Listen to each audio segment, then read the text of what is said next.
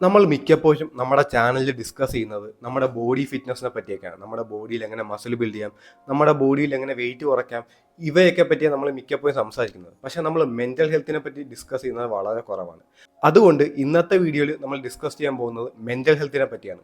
നമ്മുടെ mental health എങ്ങനെ improve ചെയ്യാം, അതിനുള്ള വേസ് എന്തൊക്കെയാണ്, ഇതിനെയൊക്കെ പറ്റിയാണ് നമ്മൾ ഇന്ന് ഡിസ്കസ് ചെയ്യാൻ പോകുന്നത്. നമ്മൾ ആദ്യം പറഞ്ഞ ഈ എക്സസൈസ്, ഈ റെഗുലർ എക്സസൈസ് ചെയ്യുമ്പോൾ തന്നെ നമ്മുടെ മെൻ്റൽ ഹെൽത്ത് കുറേയൊക്കെ ഇമ്പ്രൂവ് ആകും. ഇപ്പം നിങ്ങൾ തന്നെ നോക്കിയാൽ, നിങ്ങൾ എത്ര മൂഡ് ഔട്ട് ആയിട്ടിരിക്കുന്ന ദിവസമാണെങ്കിലും, നിങ്ങൾ എത്ര ഡൗൺ ആയിട്ട് ഡിപ്രസ്ഡ് ആയിട്ടിരിക്കുന്ന ദിവസമാണെങ്കിലും, നിങ്ങൾ ജിമ്മിൽ പോയി നന്നായിട്ട് ഒരു മണിക്കൂർ നന്നായിട്ടൊന്ന് വർക്കൗട്ട് ചെയ്താൽ നിങ്ങളുടെ ആ ഒരു വിഷമം എല്ലാം പോകും.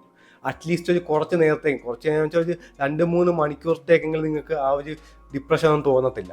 അതുകൊണ്ട് എക്സസൈസ് എല്ലാം ചെയ്യാൻ നോക്കുക. എല്ലാവരും എക്സസൈസ് ചെയ്യുമെന്നാണ് ഞാൻ ഇപ്പോഴും അസ്യൂം ചെയ്യുന്നത്.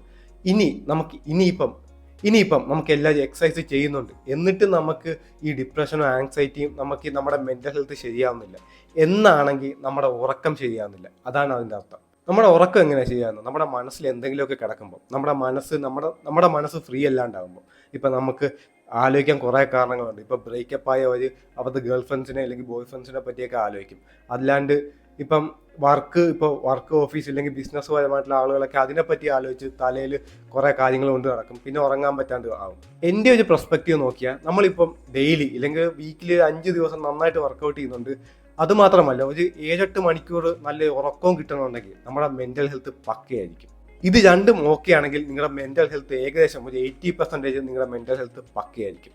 ഇതിൻ്റെ കൂട്ടത്തിൽ വീണ്ടും നമ്മൾ മെഡിറ്റേഷനൊക്കെ ചെയ്യുവാണെങ്കിൽ നമ്മുടെ മെൻ്റൽ ഹെൽത്ത് വീണ്ടും അടിപൊളിയായിട്ട് ഇമ്പ്രൂവ് ആവും. മെഡിറ്റേഷൻ എങ്ങനെയാണ് ചെയ്യുന്നത് അതിനെപ്പറ്റി ഡീപ്പായിട്ട് എനിക്ക് അറിഞ്ഞൂടാ. പക്ഷേ മെഡിറ്റേഷൻ ഞാൻ ചെയ്യാൻ തുടങ്ങിയിട്ടേ ഉള്ളൂ.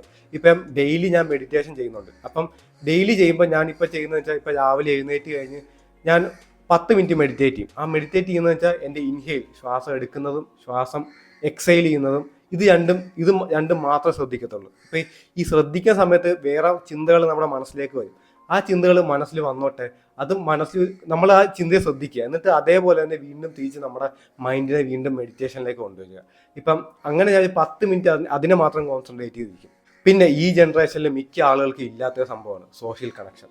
ഇതില്ലെങ്കിൽ നമ്മുടെ മെൻ്റൽ ഹെൽത്ത് വേറെ എന്തുണ്ടെങ്കിലും ചിലപ്പോൾ പ്രശ്നമാകാൻ ചാൻസ് ഉണ്ട്. കാരണം ഈ ഒരു സൈബർ യുഗത്തിൽ എന്ന് വെച്ചാൽ എല്ലാവരും ഫോണിലാണ്. അപ്പം എല്ലാവർക്കും ഡേറ്റാസ് കിട്ടുന്നുണ്ട്. അപ്പം എല്ലാവരും ഇമ്പ്രൂവ് ആകുവാണ്. അപ്പം എല്ലാവർക്കും ഈ ഫ്രണ്ട്ഷിപ്പിനും എവിടെയെങ്കിലും ഹാങ് ഔട്ട് ചെയ്യാനും സമയം കാണത്തില്ല. അതിനെയൊക്കെ എല്ലാവരും വാല്യൂ കുറച്ച് കാണും. ഈ പുറത്ത് പോയി ഫ്രണ്ട്സുമായിട്ടൊക്കെ സംസാരിക്കലും ഹാങ് ഔട്ട് ചെയ്യലും അതൊക്കെ അതിനുള്ള വാല്യൂ ആളുകൾ കുറച്ച്. ഇപ്പം എല്ലാവരും ഫോണിലും അവരുടെ വർക്കിലും കാര്യങ്ങളിലൊക്കെയാണ്. അങ്ങനെ വരുമ്പം ആളുകൾ ലോൺലിനെസ് അനുഭവിക്കുമ്പോൾ ആളുകൾ വീണ്ടും ഡിപ്രഷനിലേക്കും ആൻസൈറ്റിയിലൊക്കെ പോകും. അതുകൊണ്ട് മാക്സിമം നമ്മൾ ഫ്രണ്ട്സിനെ ക്രിയേറ്റ് ചെയ്യാൻ നോക്കുക.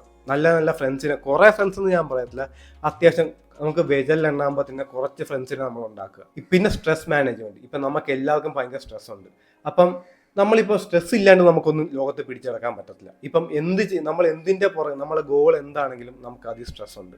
നമ്മളെ ഒന്നും ചാലഞ്ച് ചെയ്യാൻ ഇല്ലെങ്കിൽ ഓർത്തെ, നിങ്ങൾക്ക് എല്ലാ കാര്യവും എളുപ്പമായിട്ട് നേടുവാണെങ്കിൽ അതിലൊരു ചാലഞ്ചിങ് ഇല്ല എന്ന് വെച്ചാൽ നിങ്ങളുടെ പാത്ത് കറക്റ്റ് അല്ലെന്ന് അർത്ഥം. നിങ്ങളുടെ പാത്ത് കറക്റ്റ് ആണെങ്കിൽ നിങ്ങൾക്ക് അവിടെ ചാലഞ്ചിങ് ഉണ്ടാകും, നിങ്ങൾക്ക് ടെൻഷൻ വരും, നിങ്ങൾക്ക് സ്ട്രെസ് വരും. അപ്പം നമ്മളെല്ലാം സ്ട്രെസ് അനുഭവിക്കണം. സ്ട്രെസ് അനുഭവിക്കാണ്ട് നമ്മൾ എവിടെ എത്തത്തില്ല. അപ്പം ഈ സ്ട്രെസ് കുറയ്ക്കുക മാക്സിമം. ഇപ്പോൾ സ്ട്രെസ് കുറയ്ക്കാന്ന് വെച്ചാൽ ഞാൻ നേരത്തെ പറഞ്ഞ പോലെ മെഡിറ്റേഷനൊക്കെ ചെയ്യുക, ഒരു നിമിഷത്തേക്ക് നമ്മുടെ മൈൻഡിനെ തിരിച്ച് റീഫ്രഷ് ചെയ്ത് കൊണ്ടുവരിക. അങ്ങനെയൊക്കെ ചെയ്ത് നമുക്ക് സ്ട്രെസ് കുറയ്ക്കാൻ പറ്റും. പിന്നെ മെയിനായിട്ട് ആൽക്കഹോൾ കൺസപ്ഷനും സ്മോക്കിങ്ങും നിർത്തുക. ഇതുണ്ടെങ്കിൽ നമ്മുടെ ബോഡിയിലെ കോർട്ടിസോൾ ഹോർമോൺ കൂടും. ഈ കോർട്ടിസോൾ ഹോർമോൺ കാരണം പിന്നീട് നമ്മുടെ ഉറക്കത്തെ ബാധിക്കും, നമ്മുടെ ടെസ്റ്റോസ്റ്ററോൺ ലെവലിനെ ബാധിക്കും. പിന്നെ നമ്മുടെ മൊത്തത്തിൽ നമ്മുടെ ലൈഫിൻ്റെ ബാലൻസ് തന്നെ നശിപ്പിച്ച് കളയും. പിന്നെ നമ്മുടെ ബ്രെയിൻ്റെ ഹെൽത്ത് നമ്മൾ നോക്കുക. നമ്മുടെ ബ്രെയിൻ്റെ ഹെൽത്ത് ഏറ്റവും കൂടുതൽ ഇമ്പ്രൂവ് ചെയ്യാൻ പറ്റുന്ന എൻ്റെ ഒരു രീതി നോക്കിയാൽ പ്ലേ ചെസ്സ് കളിക്കുക. ചെസ്സ് കളിക്കുമ്പോൾ നമ്മുടെ ബ്രെയിനിന്, നമ്മുടെ മെമ്മറി ഇമ്പ്രൂവ് ആകും. ഇന്നത്തെ കാലത്ത് എല്ലാം നേരിടുന്ന പ്രശ്നമാണ്. എല്ലാവർക്കും മെമ്മറി നോക്കേണ്ട ആവശ്യമില്ല. കാരണം എല്ലാവർക്കും ഇപ്പോൾ എല്ലായിടത്തും സേവ് ചെയ്യാൻ പറ്റും. ഇപ്പം ChatGPT പോലത്തെ പ്ലാറ്റ്ഫോമൊക്കെ യൂസ് ചെയ്യാൻ നമുക്ക് എന്ത് ഡേറ്റ വേണമെങ്കിൽ നമുക്ക് കിട്ടും. അപ്പം എല്ലാവരും എല്ലാവരും അത്യാവശ്യം ക്രിയേറ്റീവ് മൈൻഡിലേക്കായി. പക്ഷേ അതുകൊണ്ട് ഇന്നത്തെ ആളുകളുടെ മെമ്മറി കുറയാൻ ചാൻസ് ഉണ്ട്. അപ്പം ഈ ചെസ്സൊക്കെ കളിക്കുകയാണെങ്കിൽ നമുക്കിപ്പോൾ ചെസ്സ് ആകുമ്പോൾ ഒന്ന് ഓർത്തെ 5-6 മൂവ്സ് നമ്മൾ അകലെ കാണണം. നമ്മുടെ എനിമിയുടെ 5-6 മൂവ്സ് നമ്മൾ നേരത്തെ കാണണം. അപ്പം അതിന് വേണ്ടിയിട്ട് നമ്മുടെ മെമ്മറി പവറൊക്കെ നല്ല പക്കയായിരിക്കണം. അപ്പം ചെസ്സ് എല്ലാവരും കളിക്കാൻ നോക്കുക. ചെസ്സ് കളിക്കുന്നതിലൂടെ നമ്മുടെ മെമ്മറി പവറും നമ്മുടെ ഓവറോൾ നമ്മുടെ ബ്രെയിൻ്റെ ഹെൽത്തും നമ്മുടെ ഇൻ്റലിജൻസും എല്ലാം നന്നായിട്ട് ഇമ്പ്രൂവ് ആകും. പിന്നെ എപ്പോഴും പുതിയ സ്കിൽസ് പഠിച്ചുകൊണ്ടിരിക്കുക. എപ്പോഴും സ്കിൽസ് പഠിച്ചുകൊണ്ടിരിക്കുക. നമുക്ക് സത്യത്തിൽ ഒന്നും അറിഞ്ഞുകൂടാ സത്യത്തിൽ. ഇപ്പം നിങ്ങൾക്ക് എന്തിനെപ്പറ്റി എന്തെങ്കിലും അറിയാമെന്നുള്ള വിചാരം ഉണ്ടെങ്കിൽ പോലും അതിൻ്റെ ഒരു 10% നിങ്ങൾക്ക് അറിയാവുള്ളൂ. ബാക്കി 90% നിങ്ങൾ വീണ്ടും പഠിക്കാൻ കിടക്കുക അതിനെപ്പറ്റി. അപ്പോൾ ആ ഒരു മൈൻഡ് സെറ്റ് എല്ലാവരും ലേണിംഗ് ആയിട്ട് നേടുക. ഇപ്പം സച്ചിൻ ടെണ്ടുൽക്കർ അങ്ങനെയാണ്. നമുക്കറിയാം അയാൾ ക്രിക്കറ്റിൻ്റെ ഒരു ഗോഡ് എന്നല്ല വിളിക്കുന്നത്. പക്ഷേ അയാളെല്ലാം ഓരോ കാര്യത്തിനും നേടുന്ന ഒരു സ്റ്റുഡൻ്റ് ആയിട്ടാണ്. ഈവൻ ഒരു ന്യൂ ക്രിക്കറ്റ് പ്ലെയറിൻ്റെ കയ്യിൽ നിന്ന് വരെ പുള്ളി ലേൺ ചെയ്യും. അവരുടെ സ്കില്ല് എങ്ങനെയാണ് ഇംപ്ലിമെൻറ്റ് ചെയ്യുന്നത് അതുവരെ പുള്ളി പഠിക്കും. പിന്നെ റിയലിസ്റ്റിക് ഗോൾ സെറ്റ് ചെയ്യുക. നമ്മളൊരു അൺറിയലിസ്റ്റിക് ഗോൾ സെറ്റ് ചെയ്യാണ്ട് നമുക്ക് റിയലിസ്റ്റിക് ഗോൾ സെറ്റ് ചെയ്യുക. എന്നിട്ട് ആ റിയലിസ്റ്റിക് ഗോളിന് വേണ്ടി നമ്മൾ റിയലിസ്റ്റിക് ആയിട്ടുള്ള സ്റ്റെപ്സ് എടുക്കുക. അപ്പം ഇങ്ങനെയൊക്കെ ചെയ്യുമ്പം ഈ സ്മോൾ സ്റ്റെപ്സിലൂടെ നമ്മൾ ഇമ്പ്രൂവ് ആകുമ്പം നമുക്ക് തന്നെ ഒരു നല്ലൊരു ഫീലിംഗ് കിട്ടും. നമുക്ക് നല്ലൊരു ഫീലിംഗ് കിട്ടിയാൽ എപ്പോഴും നമ്മുടെ ബോഡിക്ക് എപ്പോഴും നല്ലതായിരിക്കും. നമ്മുടെ മെൻ്റൽ ഹെൽത്തിനും നമ്മുടെ ഫിറ്റ്നസ്സിനും എല്ലാം നല്ലതായിരിക്കും.